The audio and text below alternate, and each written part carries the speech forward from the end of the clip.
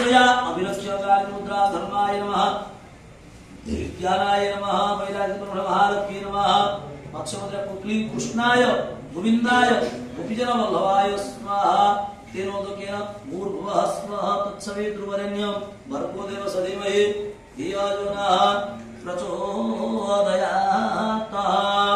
तदनन्तरं घण्टामन्त्रस्य धौम्य ऋषिः गायत्री संग ब्रह्मवय शब्दो देवता घंटायां पूजन विनियोगः चक्रांकित घंटाय नमः ओम जगत घंटात्मने नमः गंधो नमः जगत घंटा पुष्पाणि गर्जध्वनि मंत्रमात स्वाहा इति घंटां संचाल्य तारसुनाद ध्यायेत घंटां पथं घंटां दर्शकं ब्रह्म दर्शकं आगमनार्थ देवानां गमनार्थ राक्षसं मदनात् पुष्टिनाद देवता भावलक्षणं पुष्पे पुष्पे महापुष्पे सुपुष्पे पुष्पसंभवे पुष्पचय विकीर्णेन ओम फट् नमस्तुते।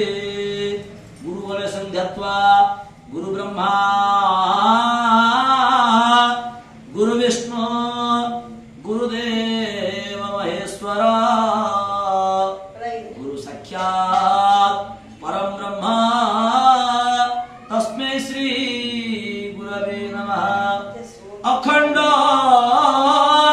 आनंदबोधाय शिष्य संतापहारिणे